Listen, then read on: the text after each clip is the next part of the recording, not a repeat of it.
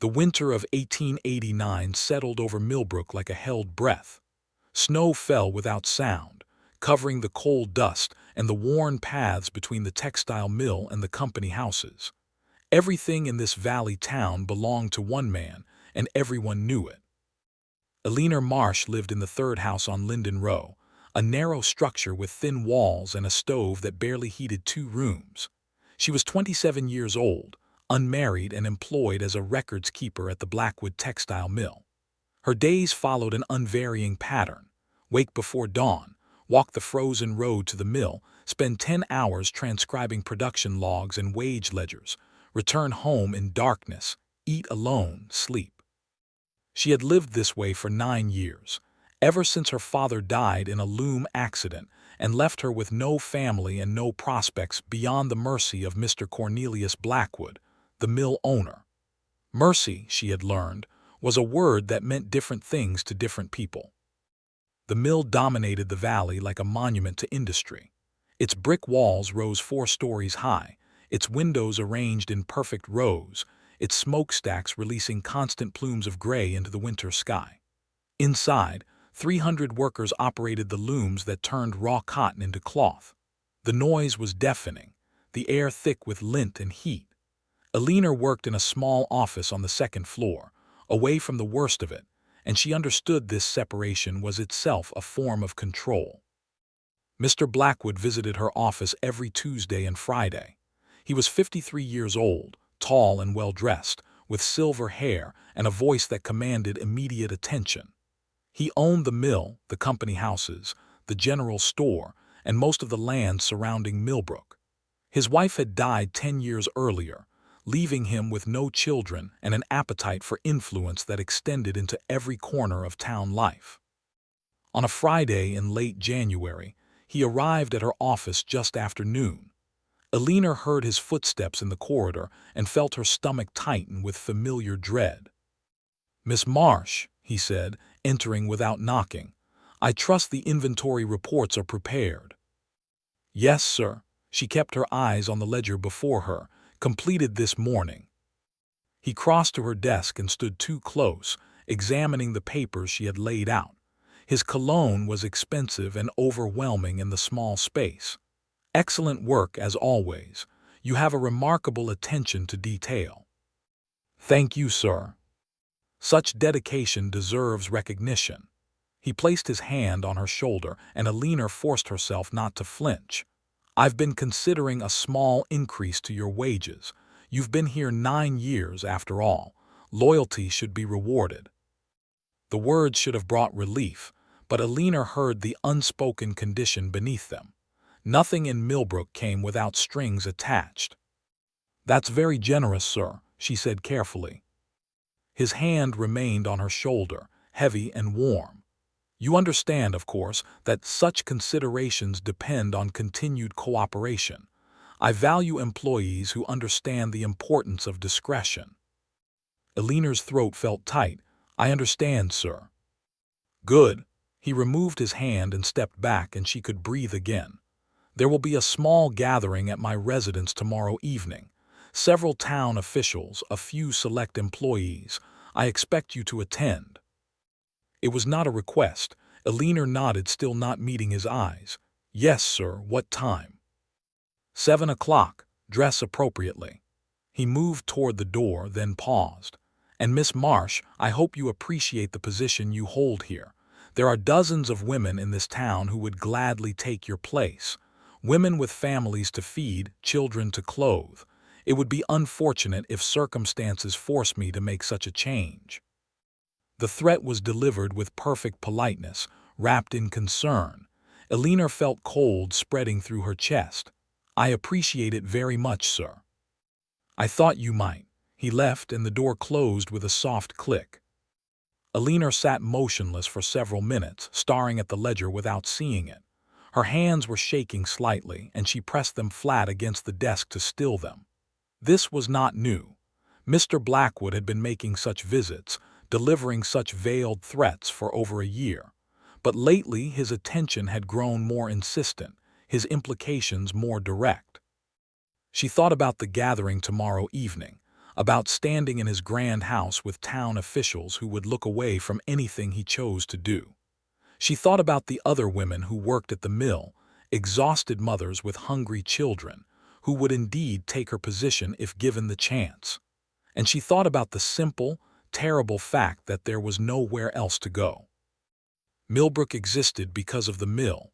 Without it, the town would die. And without Mr. Blackwood's goodwill, Eleanor would have nothing. No work, no income, no home. The company owned everything. At 5 o'clock, she gathered her things and walked home through the snow. The streets were quiet, most people still at work or huddled inside against the cold. She passed the church, dark and silent, and the general store, where Mrs. Henderson was closing up for the evening. Mrs. Henderson nodded to her but did not speak.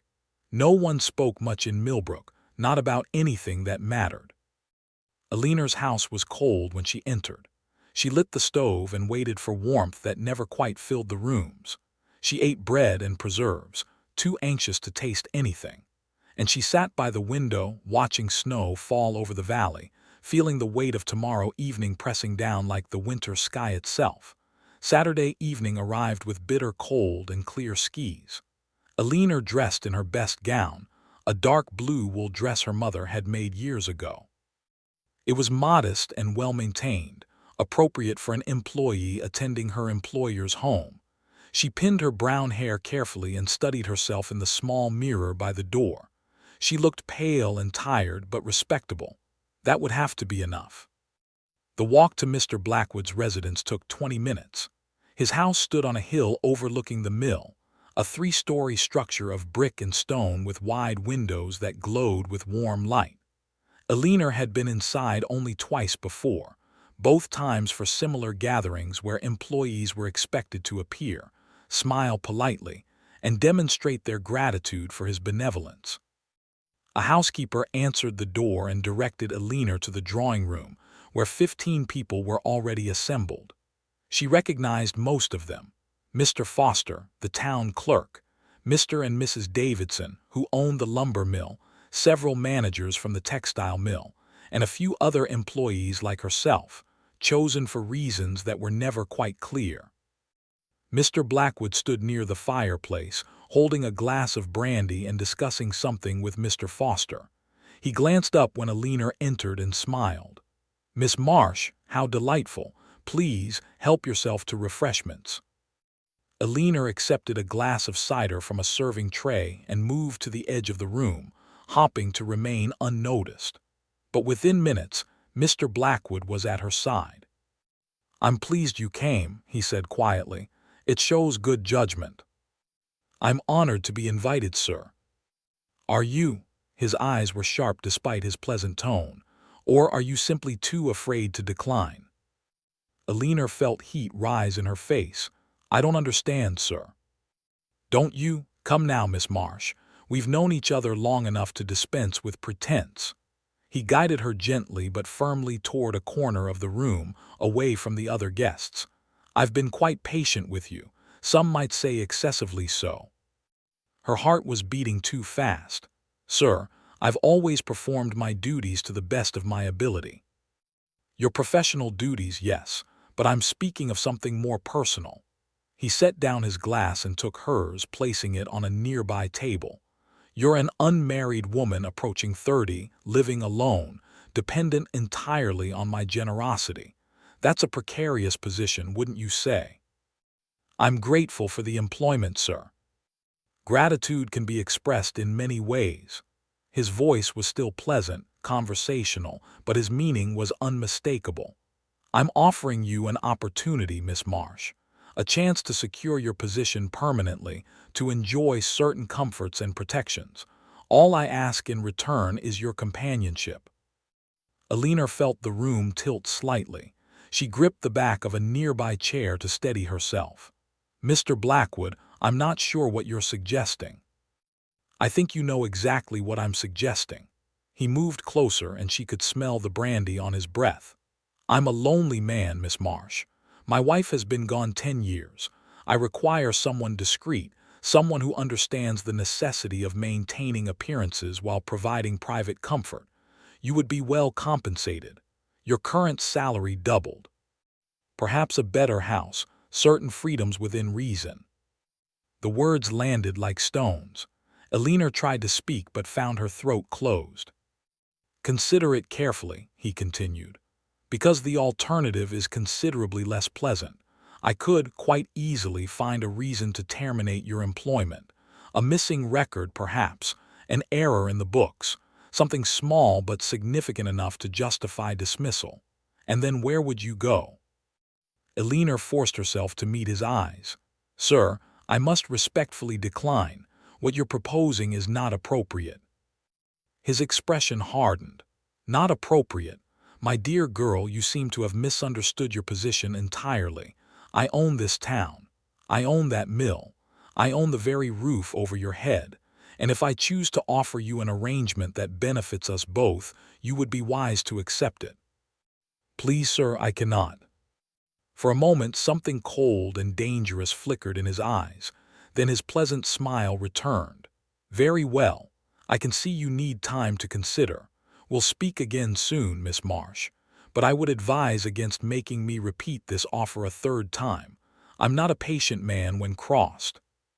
He walked away, returning to his other guests as if nothing had happened. Elena stood frozen, unable to move, unable to think. Around her, people laughed and talked, unaware or deliberately blind to what had just transpired. She looked toward the door, calculating whether she could simply leave without causing a scene. But then Mrs. Davidson approached, her face carefully neutral. Miss Marsh, are you quite well? You look pale. I'm fine, thank you. Perhaps some air. The older woman's voice was gentle but insistent. She guided Elena toward a side door that opened onto a small terrace. Once outside, away from the others, Mrs. Davidson spoke more quietly. What did he say to you? Elena hesitated, unsure if this was genuine concern or another trap. Nothing of consequence. Don't protect him. Mrs. Davidson's voice was sharp now.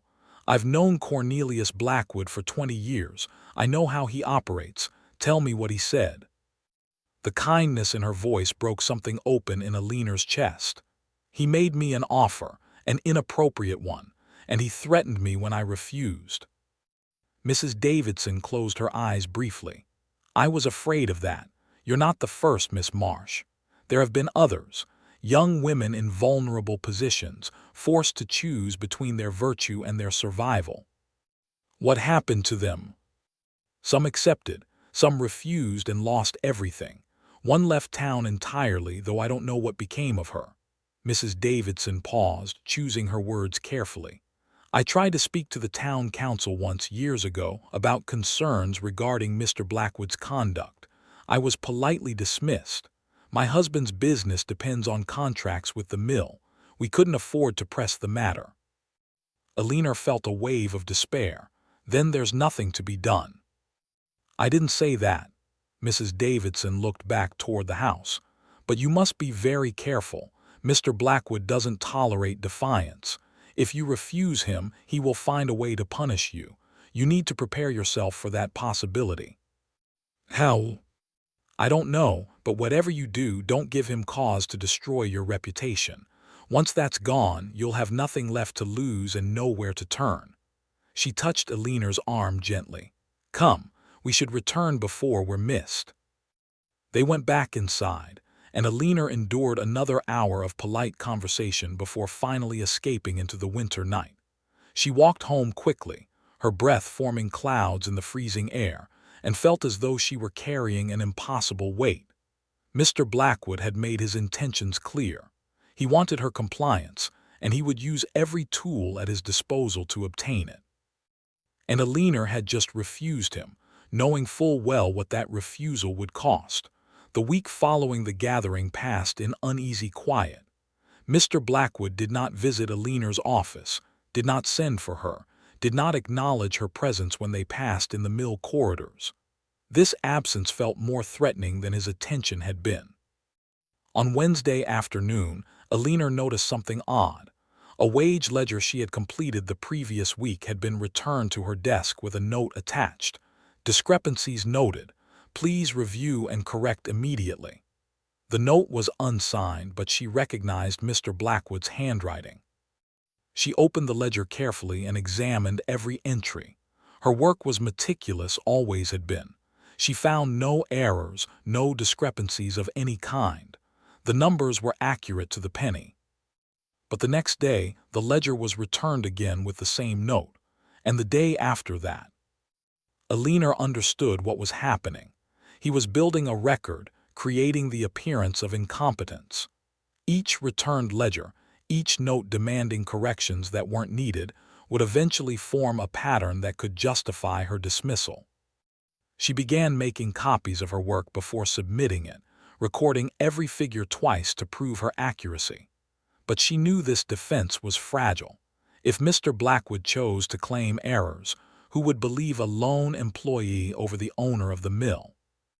The whispers started the following Monday.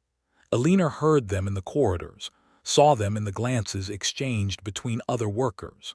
Someone had started a rumor that she was receiving special treatment from Mr. Blackwood, that she had been seen leaving his house at inappropriate hours, that she was compromising her virtue for professional advancement. The accusations were vicious and entirely false, but Alina recognized their purpose. Mr. Blackwood was destroying her reputation methodically, making it impossible for her to find sympathy or support when he finally moved against her. She tried to continue her work as if nothing were wrong, but the isolation was suffocating. Other employees avoided her. No one spoke to her unless absolutely necessary.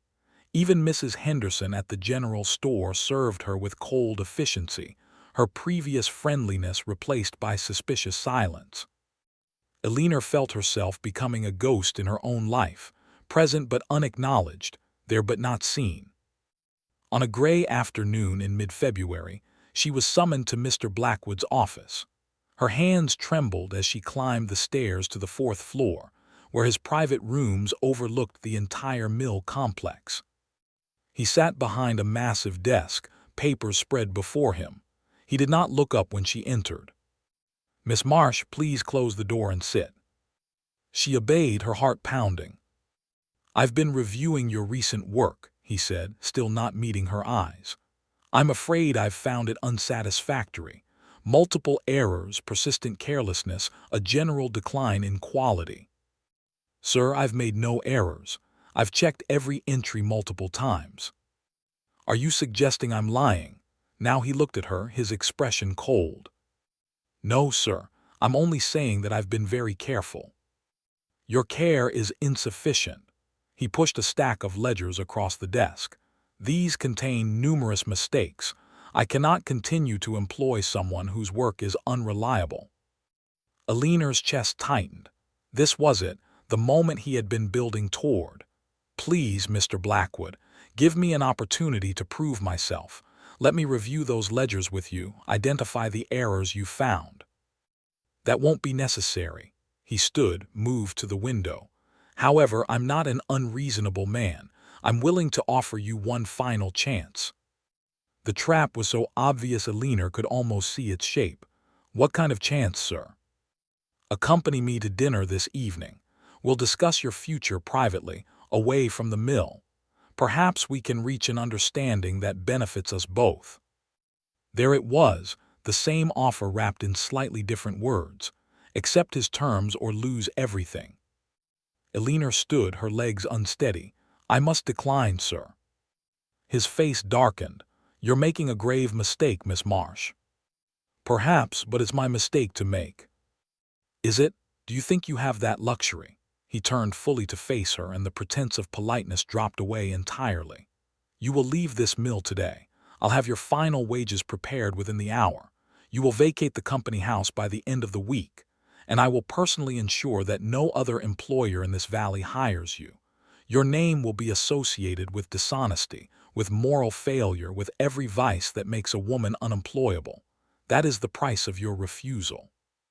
Alina felt everything inside her go still and cold. "You would destroy my life because I won't submit to you." "I would destroy your life because you failed to understand how the world works." His voice was calm now, almost kind. "Power isn't abstract, Miss Marsh. It's real, tangible, and I possess it absolutely in this town. You are nothing. You have nothing. And refusing me won't change that." She wanted to scream, to fight, to do something other than stand there absorbing his cruelty. But she knew any reaction would only please him, so she simply nodded once and turned toward the door. "Miss Marsh." She stopped but didn't turn around. "If you reconsider, if you come to understand your situation more clearly, my offer may still be available. But every day you wait, the terms become less favorable."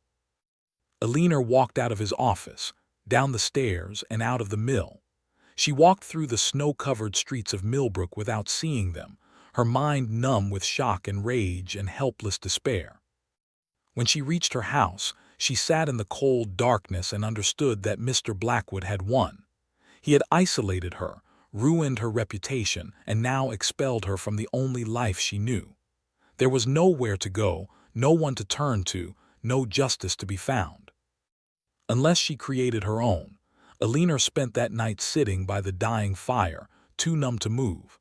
By morning, clarity had replaced shock. She had 3 days before she was forced from the company house. 3 days to decide whether to accept complete destruction or find some way to fight back. The problem was simple. Mr. Blackwood held all the power. He controlled employment, housing, and social standing in Millbrook. Fighting him openly would be futile, but perhaps there was another way. Alina had spent 9 years keeping records for the mill. She had documented wages, production numbers, accident reports, and countless other details of daily operations. She knew how the mill functioned, how money flowed through it, and where irregularities might hide. If Mr. Blackwood had done anything improper, anything that violated the few laws governing industrial operations, it would be in those records. The mill maintained an archive in the basement, boxes of old ledgers dating back 20 years. Alina had never been asked to organize or examine them, but she knew they existed. If there were secrets to be found, they would be there. On Tuesday evening after dark, Alina returned to the mill. The building was locked, but she still had her key. She had not yet returned it, and perhaps in his arrogance, Mr. Blackwood had not thought to demand it immediately. The mill was eerie at night, the great machine silent, the corridors empty and echoing. Alina moved quickly through the shadows, using a small lamp to light her way. The basement stairs were narrow and steep, leading down to a cold, damp space filled with stored equipment and forgotten supplies. The archive was in the far corner, 10 wooden boxes stacked against the wall.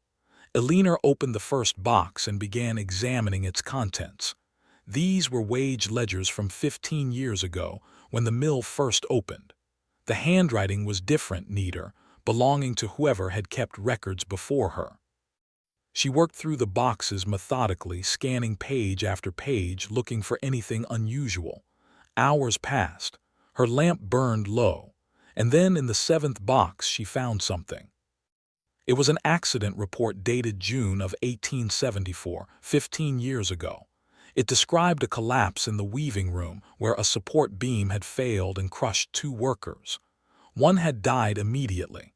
The other, a woman named Margaret Price, had died 3 days later from her injuries. Alina remembered hearing vague stories about that accident, whispered among older workers. But what caught her attention now was a second document attached to the report. It was a letter from an inspector with the State Bureau of Labor, stating that the beam had failed due to inferior materials and improper construction. The letter recommended fines and mandatory safety improvements. But there was no record of any fines being paid, no documentation of improvements being made. Instead, there was a handwritten note in the margin: "Matter resolved privately. C.B. Cornelius Blackwood." Alina kept searching and found more documents describing accidents, injuries, and deaths over the years. Each one followed a similar pattern. An incident occurred, an investigation was initiated, and then the matter was quietly settled with no official consequences. Workers were buried, families were given small payments, and the mill continued operating exactly as before. She found records of unpaid wages, of workers dismissed without cause, of children as young as 10 employed in violation of child labor laws. And she found evidence of payments made to town officials, regular sums that appeared in the ledgers without explanation, but clearly served to ensure official silence. Mr. Blackwood had built his empire on cruelty and corruption, on the systematic exploitation of people who had no power to resist, and he had kept meticulous records of all of it, confident that no one would ever dare look. Alina carefully selected several key documents and made notes about where to find others. She worked until her lamp was nearly spent, then returned everything to its proper place. By the time she climbed the basement stairs, dawn was approaching. She slipped out of the mill unseen and walked home through the gray morning light. Her exhaustion was total, but beneath it she felt something new: purpose. The documents she had found were proof of crimes, of violations that could not be ignored if properly presented. But who would listen? The town officials were on Mr. Blackwood's payroll. The local sheriff was his cousin. There was no one in Millbrook with the authority or the courage to act against him. Unless she went higher. The State Bureau of Labor maintained offices in the capital, 100 miles away. They had investigators who examined working conditions in factories and mills, who enforced the few laws protecting workers. If Alina could reach them, if she could present the evidence she had found, they might be compelled to act. But traveling to the capital would require money she didn't have, and Mr. Blackwood would certainly learn of her plans if she tried to purchase train tickets or prepare for the journey openly. Alina sat in her cold house and considered the problem from every angle. She had perhaps $15 saved, enough for train fare and a few days' expenses if she was extremely careful. She would need to leave immediately, before Mr. Blackwood realized what she was doing. On Wednesday afternoon, she packed a small bag with her few important possessions and the documents she had taken from the archive. She dressed warmly and walked to the railway station at the edge of town. Mr. Foster, the town clerk, was standing on the platform. He saw her and frowned. "Miss Marsh going somewhere?" Her mind raced. "My aunt is ill. I received word yesterday. I'm going to visit her for a few days." "I didn't know you had family." "A distant relation, in Harrisburg." He studied her with suspicion. "Does Mr. Blackwood know about this journey?" "I no longer work for Mr. Blackwood. My travel plans are my own concern." "Perhaps, but it seems odd running off so suddenly." He paused, then added, "I'll need to inform him, you understand, just as a courtesy." Alina felt cold spreading through her chest. "Of course. Good day, Mr. Foster." She purchased her ticket and boarded the train, knowing that within the hour Mr. Blackwood would hear about her departure. He would likely guess her intentions, and he would act to stop her. The train pulled away from Millbrook, and Alina watched the valley disappear behind her. She was committed now. There was no turning back. Either she would succeed in exposing Mr. Blackwood's crimes, or she would be destroyed in the attempt. The journey stretched ahead of her like a narrow bridge over dark water, and Alina walked forward because there was nowhere else to go. The train carried Alina eastward through rolling farmland and small towns she had never seen. She sat by the window and watched the landscape change, feeling both terrified and strangely free. For 9 years she had been trapped in Millbrook, her entire existence controlled by one man's will. Now she was moving, acting, choosing her own path even if it led to disaster. The journey to the capital took 6 hours. Alina arrived at Union Station just after nightfall, stepped onto a crowded platform, and realized she had no clear plan beyond reaching the Bureau of Labor offices. Those offices would be closed until morning. She would need somewhere to stay, somewhere safe and inexpensive. She found a modest boarding house 3 blocks from the station, run by a tired woman who asked no questions and accepted Alina's money without comment. The room was small and cold but clean. Alina locked the door, sat on the narrow bed, and allowed herself to feel the full weight of what she had done. She had evidence of serious crimes, but she was also a single woman with no connections and limited resources. Mr. Blackwood had wealth, influence, and the ability to make her accusations seem like the delusions of a disgruntled employee. The path ahead was uncertain at best. Sleep came fitfully, broken by anxiety and the unfamiliar sounds of the city. Alina woke before dawn and prepared herself carefully. She needed to appear respectable, credible, someone whose claims would be taken seriously. The Bureau of Labor offices opened at 8 o'clock. Alina arrived 15 minutes early and waited on the steps, clutching her bag of documents. When the doors finally opened, she followed other visitors into a lobby lined with wooden benches and official notices. A clerk behind a counter looked up. "May I help you?" "I need to speak with an inspector. I have information about serious violations at a textile mill in Millbrook." The clerk's expression was professionally neutral. "What kind of violations?" "Unsafe working conditions, deaths that were covered up, unpaid wages, child labor. I have documentation." Something shifted in the clerk's face, a flicker of interest. "Wait here, please." He disappeared through a door, leaving Alina standing at the counter. 5 minutes passed. 10. Alina's anxiety grew. What if they dismissed her claim without even reviewing the evidence? What if Mr. Blackwood had already sent word, poisoning officials against her? The clerk returned with an older man in a dark suit, carrying a leather satchel. "This is Inspector Grant. He'll speak with you." Inspector Grant had gray hair, tired eyes, and the weathered look of someone who had seen too much misery. He gestured for Alina to follow him into a small office furnished with a desk, 2 chairs, and filing cabinets. "Please sit, Miss Marsh, Alina Marsh. You say you have evidence of violations at a textile mill." "The Blackwood Mill in Millbrook.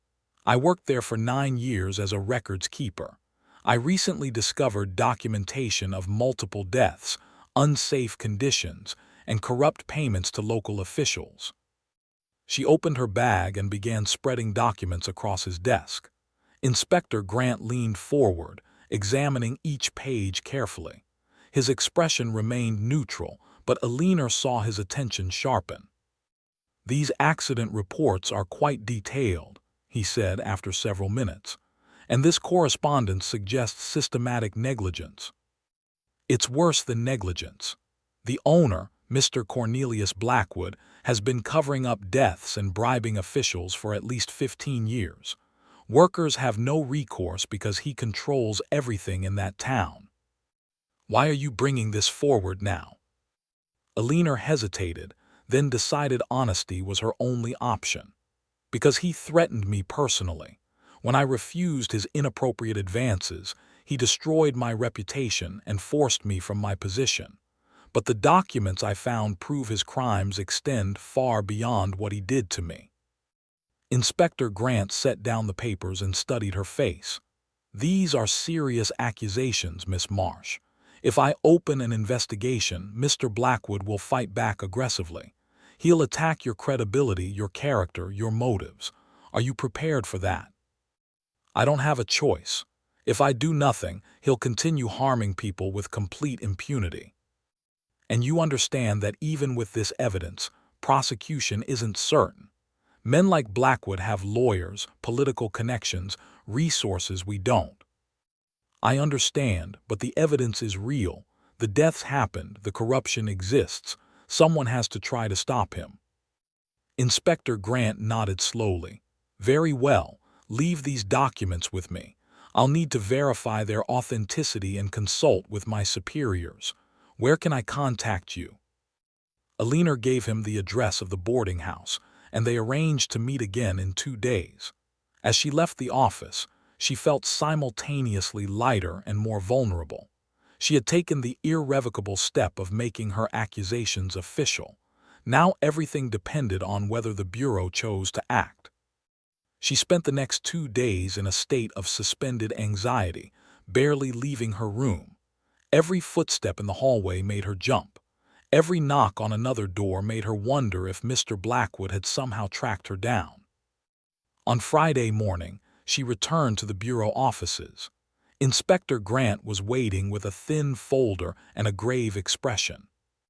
"We've reviewed your evidence and verified several key details. The deaths you documented did occur, and there's no record of proper investigations or penalties. The payment ledgers suggest corruption, though proving bribery will be more difficult." Aliner's heart was racing. "Will you investigate?" "I'm authorized to travel to Millbrook next week and conduct an official inspection.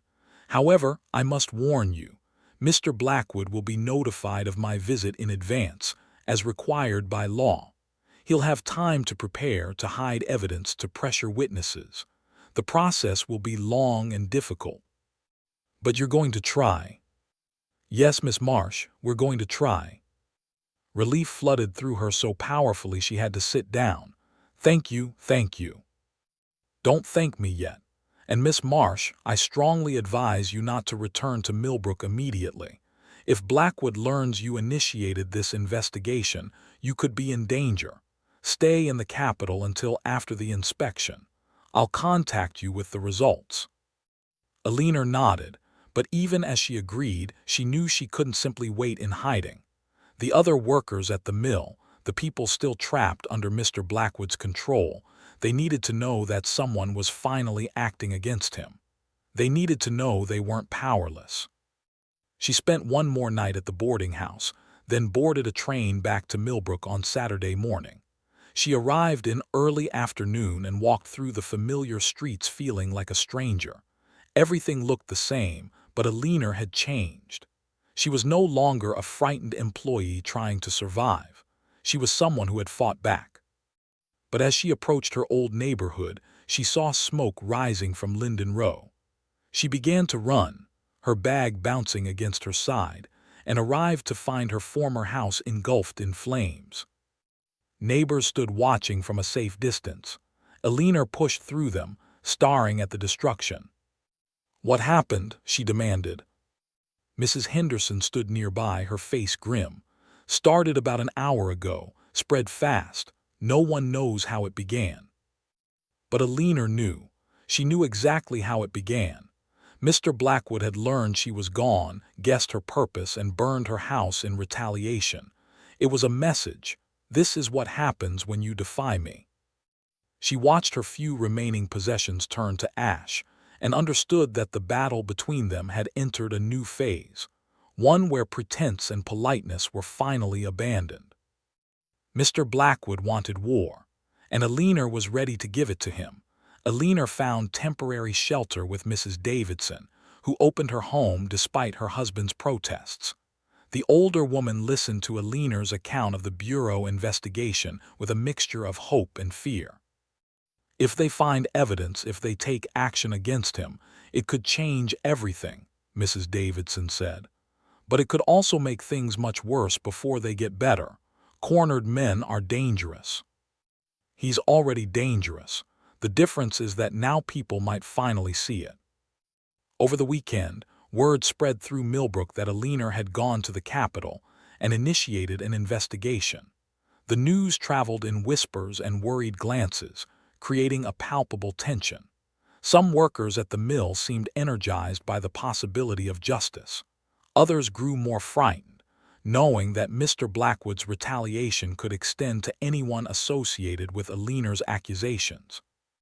On Monday morning, Mr. Blackwood called a meeting at the mill. All employees were required to attend. Aliner watched from Mrs. Davidson's window as workers filed into the main assembly hall, their faces tense with apprehension. "I should be there," Aliner said. "You can't. He'll have you arrested for trespassing or some other invented crime." "Then people need to know what I found. The evidence can't remain secret." Mrs. Davidson was quiet for a moment, then nodded. "There may be a way. My husband serves on the town council. They meet tomorrow evening to discuss the upcoming inspection. If you could present your findings there officially with witnesses." "Mr. Blackwood will never allow it. He doesn't control the council entirely. There are a few members who have grown concerned about his influence. If you speak quickly, before he can stop you, at least some people will hear the truth. It was risky, but Alina had already committed herself to this path. How do I gain access to the meeting? Citizens are permitted to address the council during open session. You simply need to arrive and request to speak. Mrs. Davidson paused. But Alina, understand that once you do this, once you publicly accuse him in front of the entire council, there's no retreat. He will come after you with everything he has.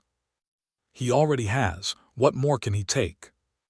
The question hung in the air, unanswered because both women knew there was always more that could be taken. Dignity, safety, life itself. Tuesday evening, Alina dressed in her best remaining clothes and walked to the town hall. Her hands shook slightly, but her resolve was firm. The council chamber was a modest room with benches for observers and a raised platform where 7 council members sat.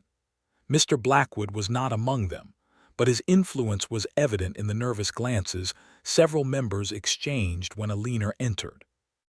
The meeting followed routine business 7:31 p.m. For 30 minutes, budget discussions, permit approvals, minor ordinances. Then the chairman, Mr. Foster, cleared his throat. We have one additional item to address. The State Bureau of Labor has notified us of an upcoming inspection at Blackwood Mill. Inspector Grant will arrive on Friday to review safety conditions and employment practices. Murmurs rippled through the small audience. Mr. Foster continued, I'm told this inspection was initiated based on a complaint filed by a former employee. I think we all know who that employee is. Eyes turned toward Alina. She stood, her voice steady despite the fear coiling in her stomach. Mr. Chairman, I request permission to address the council regarding the evidence I presented to the Bureau. That's highly irregular. Citizens have the right to speak during open session. It's in the town charter. Mr. Foster looked uncomfortable but nodded. Very well. 5 minutes, Miss Marsh. Alina stepped forward and began describing what she had found. The accident reports documenting preventable deaths, the evidence of unpaid wages, the child labor violations, the payments to officials. She spoke clearly and calmly, presenting facts rather than accusations, letting the documents speak for themselves. The chamber was silent except for her voice. Some council members appeared shocked. Others looked away, their complicity evident in their refusal to meet her eyes. These aren't isolated incidents, Alina concluded. They represent a pattern of exploitation and corruption extending back 15 years. The Bureau's investigation will confirm what I've said. The only question is whether this council will act in the interest of justice or continue protecting a man who has harmed countless people for personal profit. Before anyone could respond, the chamber doors opened and Mr. Blackwood strode in. His face was composed, but Alina saw fury in his eyes. I apologize for my tardiness, gentlemen, he said pleasantly. I understand we're discussing the upcoming inspection. I welcome it entirely. I have nothing to hide. He turned to Alina and his smile was cold. Miss Marsh, I'm surprised to see you here. I thought you'd left town permanently, but I suppose desperation drives people to unfortunate behaviors. The only desperate person in this room is you, Alina said quietly. You're afraid that your crimes will finally be exposed. Crimes? He laughed. You mean the accusations of a dismissed employee with a grievance. Miss Marsh, your imagination has always exceeded your grasp of reality. The documents are real, the deaths are real, the corruption is real. If you have proof of wrongdoing, present it to the proper authorities. Oh, wait, you already did that, didn't you? And now you're here, trying to poison the community against me because you couldn't accept the consequences of your own incompetence. Mr. Foster intervened. Perhaps we should. No, Mr. Blackwood's voice was steel beneath silk. Miss Marsh has made very serious accusations. She claims I've committed crimes, that I've harmed people, that I've corrupted officials. Those are slanderous statements, and I will not allow them to stand unchallenged." He turned to the full council. "Gentlemen, you know me. You know my family's history in this town, the jobs I've created, the prosperity I've brought to Millbrook.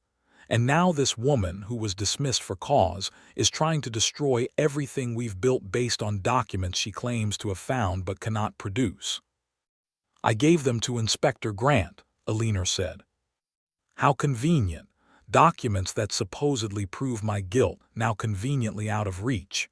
He shook his head. "Miss Marsh, I actually pity you. You've lost your position, your home, your reputation. But inventing elaborate conspiracies won't restore what you've lost. It will only make your situation worse. The truth isn't a conspiracy. Neither is justice." He turned back to the council. "I request that this council officially censure Miss Marsh for making false and defamatory statements in a public forum. Furthermore, I'm considering legal action for slander and theft of company documents." The threat landed exactly as he intended. Several council members shifted uncomfortably. Mr. Foster cleared his throat. "Perhaps we should table this discussion until after the Bureau's inspection provides clarity." "No," Aliner interrupted. "You don't get to hide behind bureaucracy. The evidence exists. People have died because of this man's negligence and greed. And if this council refuses to act, if you continue protecting him, then you're complicit in his crimes." The chamber erupted. Some audience members shouted agreement with Aliner. Others defended Mr. Blackwood. The council members argued among themselves. And through it all, Mr. Blackwood stood perfectly still, watching Aliner with an expression that promised consequences she couldn't yet imagine. When order was finally restored, Mr. Foster announced that the council would take no action until after the inspection. Aliner had expected this outcome, but it still felt like defeat. She had spoken truth publicly, had forced the town to confront what it had been ignoring. But words alone couldn't break Mr. Blackwood's power. As people filed out of the chamber, Mr. Blackwood approached Aliner. His voice was too quiet for others to hear. "You've made a terrible mistake, Miss Marsh. I gave you opportunities to avoid this. I offered you comfort, security, a place in my life. You refused, and now you'll learn what happens to people who cross me. I already know, you destroy them, but I'm not afraid anymore." "You should be." He leaned closer. "That fire at your house, consider it a preview. I can take everything from you. Your safety, your freedom, your life. And I will do so with complete impunity because no one in this town will lift a finger to stop me." Aliner met his eyes without flinching. "Inspector Grant arrives Friday, and when he does, your crimes will be exposed to people who can actually act against you. You don't control the state, Mr. Blackwood. Your power ends at the valley's edge." "We'll see about that." He walked away, and Aliner stood alone in the emptying chamber, feeling the weight of what she had begun. The battle lines were drawn. Justice was coming, but so was vengeance, and Aliner knew the next 3 days would determine whether she survived to see which force prevailed. Wednesday dawned cold and gray, with snow threatening in the heavy clouds. Aliner remained at Mrs. Davidson's house, understanding that showing herself in public would invite immediate confrontation. But by mid-morning, news reached her that changed everything. A worker from the mill, a young woman named Catherine Reed, had been severely injured that morning. A loom had malfunctioned, and Catherine's hand had been caught in the mechanism. The accident had required amputation of 3 fingers, performed by the town doctor with crude instruments and no anesthetic beyond whiskey. Mrs. Davidson brought the news with tears in her eyes. "She's 17 years old, Aliner, just a child. And they're saying it was her fault, that she was careless. But everyone knows those machines are poorly maintained." Aliner felt rage and grief warring inside her. Where is she now? "At the doctor's office. Her family is with her." "I need to see her." "Mr. Blackwood has men watching this house. If you go out." I don't care. That girl was hurt because of his negligence. She deserves to know that someone is fighting for her. Alina left through the back door and made her way through alleys to the doctor's office. Inside, she found Catherine lying on a table, her hand wrapped in blood-soaked bandages, her face pale with shock and pain. Her mother sat beside her, weeping quietly. "Mrs. Reed, I'm Alina Marsh. I'm so sorry about Catherine." The woman looked up, her eyes red. "They're saying it was her fault, that she wasn't paying attention." "It wasn't her fault. The mill's equipment is unsafe. I found documentation of other accidents just like this, injuries that were blamed on workers when the real cause was Mr. Blackwood's refusal to invest in proper maintenance." Catherine stirred, her voice weak. "He came to see me earlier, Mr. Blackwood. He said the mill would cover my medical expenses if I signed a paper saying it was my own carelessness." Alina felt cold fury settle over her. "Did you sign it?" "No, I was too confused, too hurt. He said I'd regret refusing." "You did the right thing. Inspector Grant arrives Friday. This accident, your injury, it's exactly the kind of evidence he needs to see." Mrs. Reed grasped Alina's hand. "Will he really help? Will anything change?" "I don't know, but I'm going to make sure he knows what happened to Catherine." Alina stayed with them for an hour, offering what comfort she could. When she finally left the doctor's office, she found two men waiting outside. She recognized them as mill supervisors who served as Mr. Blackwood's enforcers. "Miss Marsh, Mr. Blackwood would like a word with you." "I have nothing to say to him." It wasn't a request. They moved to flank her, and Alina understood she had no choice. They walked through the snow-covered streets to Mr. Blackwood's residence, where he waited in his study. The room was warm and elegant, filled with books and expensive furnishings. The contrast between this comfort and Catherine Reed's suffering was obscene. "Leave us," Mr. Blackwood told the supervisors. Once they were gone, he poured himself a drink. "You visited the Reed girl." "She's not a girl.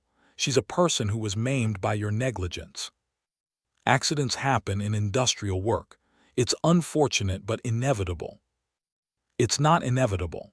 It's the result of your refusal to maintain safe equipment because repairs cut into profits." He took a sip of his drink, studying her. "You're remarkably persistent, Miss Marsh. Most people would have given up by now, would have accepted their circumstances and moved on, but not you. You keep fighting even when fighting is futile." "It's not futile. Inspector Grant will see the truth." "Will he? Even if he does, even if he writes a damning report, do you think anything will actually change? The Bureau will levy fines, which I'll pay. They'll demand improvements, which I'll promise to make. And then they'll leave and everything will continue exactly as before. Because that's how the world works, Miss Marsh. Power protects itself." "Not always. Sometimes people fight back successfully. And sometimes they're destroyed in the attempt." He set down his glass. "I'm going to make you an offer, Miss Marsh. One final opportunity to end this sensibly. Withdraw your complaint to the Bureau. Admit publicly that you exaggerated the situation out of personal grievance. Do that, and I'll ensure you're left alone. You can leave Millbrook, start over somewhere else. I'll even provide you with money to ease your transition." "You're asking me to lie, to betray everyone who's been harmed by you." "I'm offering you survival, take it." Alina looked at this man who had controlled her life for 9 years, who had threatened her, harmed her, tried to break her in every way possible. And she understood with perfect clarity that accepting his offer would be a kind of death worse than any physical harm he could inflict. "No," she said simply, "I won't do it." His expression hardened. "Then you've chosen destruction. I want you to understand that, Miss Marsh. What happens next is your fault entirely. You had chances to avoid this. Multiple chances. You refused them all. What happens next is your fault. Everything that's coming is because of your crimes, your cruelty, your refusal to see the people you've hurt as human beings. Get out of my house." Alina walked out into the winter afternoon and felt the trap closing around her. Mr. Blackwood had tried bribery, threats, and intimidation. Now he would move to more direct action. She had 2 days until Inspector Grant arrived. 2 days to survive whatever Mr. Blackwood planned. That night Alina stayed awake, sitting by the window in Mrs. Davidson's guest room. Around midnight she saw shadows moving near the house. Men approaching, carrying something she couldn't quite identify. She woke Mrs. Davidson. "There are people outside." They watched from an upstairs window as 3 men surrounded the house. One approached the front door while the others moved to the sides. Alina smelled smoke. "They're going to burn it," she whispered, "just like my house." Mrs. Davidson's face went pale. "We need to leave, now." They fled through the back door as flames began consuming the front of the house. Mr. Davidson, woken by the commotion, tried to fight the fire but couldn't control it. Within minutes, the entire structure was engulfed. Neighbors came running and someone finally sent for help. But by the time anything could be done, the house was destroyed. Mrs. Davidson stood in the street, watching her home burn, and turned to Alina with exhausted resignation. "You should go," she said quietly. "I can't help you anymore. I'm sorry, but I have nothing left to give." Alina understood. She had brought this destruction, and she couldn't ask anyone else to suffer for her choices. She walked away into the darkness, carrying only the clothes she wore, and found shelter in an abandoned shed on the outskirts of town. She had nothing left but her determination and the knowledge that Inspector Grant would arrive in 2 days. Either justice would prevail, or Mr. Blackwood would succeed in destroying her completely. But she was still alive, still fighting, and that would have to be enough. Friday morning arrived with bright sun and bitter cold. Alina had spent 2 nights in the abandoned shed, surviving on determination and the few scraps of food she could scavenge. She was exhausted, filthy, and completely alone. But Inspector Grant was supposed to arrive on the morning train, and Alina intended to be there when he did. She walked to the railway station just after dawn and waited on a bench outside, too afraid to enter the building where she might be recognized. An hour passed, 2, and then the train arrived, releasing a small crowd of passengers. Inspector Grant stepped onto the platform, carrying his leather satchel, and Alina approached him immediately. "Inspector Grant." He turned and his expression shifted to shock when he saw her condition. "Miss Marsh, good God, what happened to you?" "Mr. Blackwood happened. He burned 2 houses trying to intimidate me, but I'm still here and I have more evidence to show you. We should get you somewhere warm." "No, we need to go to the mill immediately. There was another accident Wednesday. A girl lost 3 fingers because of unsafe equipment. She's at the doctor's office and she can testify to what happened." Inspector Grant studied her face for a long moment, then nodded. "Show me." They walked through Millbrook together, and Alina saw curtains twitching in windows, people watching from doorways. Word would reach Mr. Blackwood within minutes, but it didn't matter anymore. Everything was ending today, one way or another. At the doctor's office, Catherine Reed was still recovering.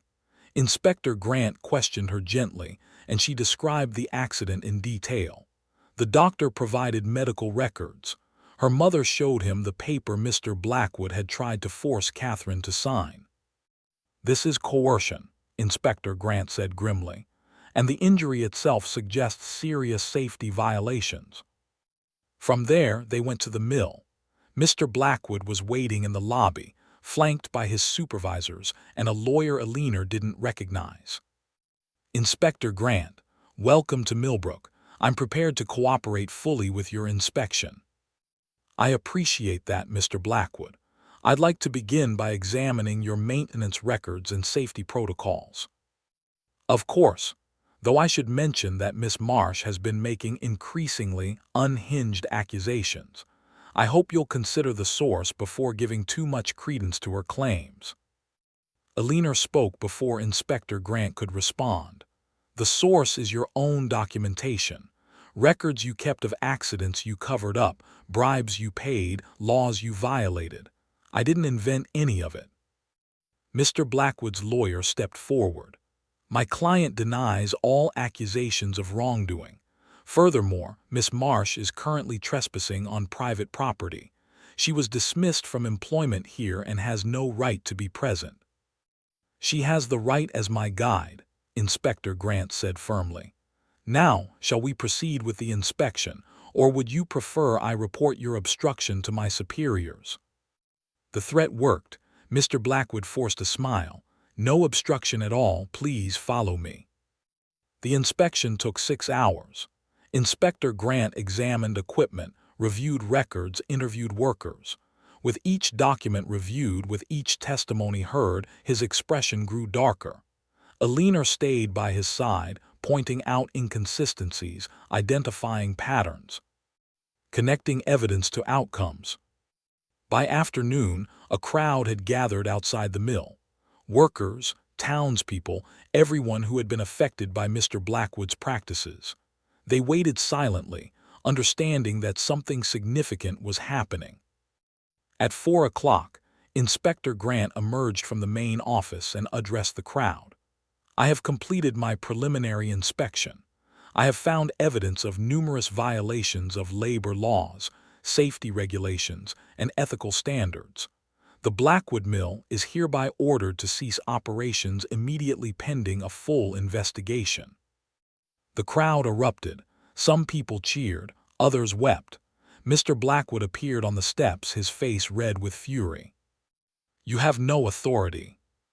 "I have every authority," Inspector Grant interrupted. "This facility has been operating in violation of state law for at least 15 years. Workers have died due to your negligence. Children have been employed illegally. You have bribed local officials to ignore these violations.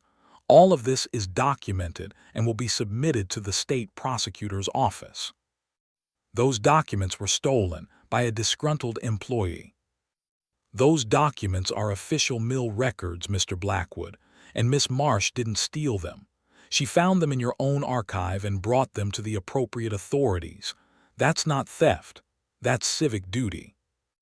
Mr. Blackwood turned to Alina, and the hatred in his eyes was absolute. "You've destroyed everything. You've taken away people's jobs, their livelihoods. This mill supports 300 families." "No," Alina said quietly. "You destroyed everything by building it on exploitation and lies.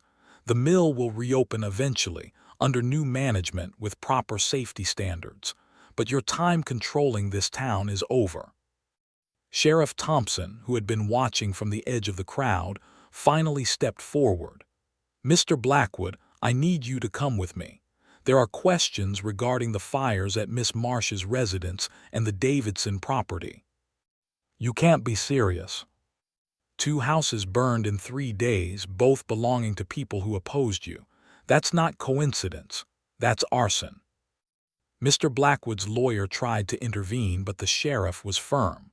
Within minutes, Mr. Blackwood was being led away in handcuffs, still protesting, still threatening. Alina watched him go and felt no triumph, only exhausted relief. Inspector Grant approached her. "You should see a doctor, Miss Marsh, and then you should rest. What you've done here, the courage it took, I want you to know it mattered." "Will he be prosecuted?" "Yes, the evidence is overwhelming. It will take time, but justice will be served." He paused.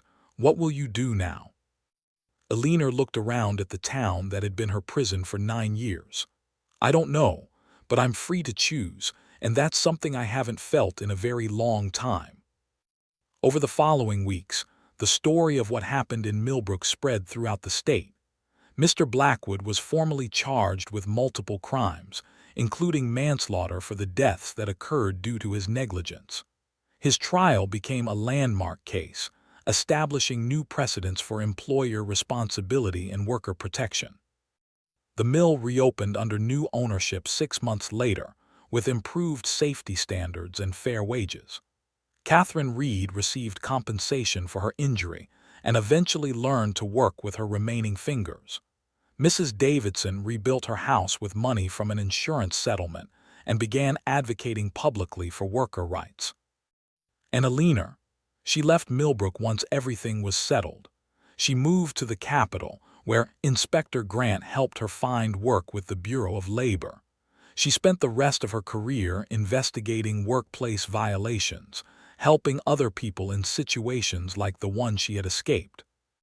She never married, never returned to Millbrook, but she carried with her the knowledge that she had fought against impossible odds and won, not through violence or revenge, but through courage, persistence, and the simple act of refusing to be silenced. The story of Eleanor Marsh and Cornelius Blackwood became a cautionary tale told in factories and mills across the state. It reminded people that power, no matter how absolute it seemed, could be challenged. That one person speaking truth could change everything. That justice, though slow and difficult, was possible. But it also served as a reminder of the cost. 2 houses burned, lives disrupted, years of suffering before anyone acted.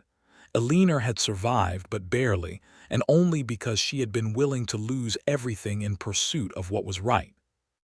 On winter evenings, when snow fell over the valleys of Pennsylvania, people sometimes told the story around their fires. They spoke of the woman who stood against a corrupt mill owner, who refused to be intimidated, who brought down an empire of cruelty armed with nothing but the truth. And they remembered that in 1889, in a small town called Millbrook, one woman proved that even in the darkest times, even when all hope seemed lost, courage could still prevail over tyranny. The ending was not triumphant. It was quiet and haunting like justice itself, but it was real. And in a world that often felt hopeless, reality sometimes mattered more than any fiction ever could.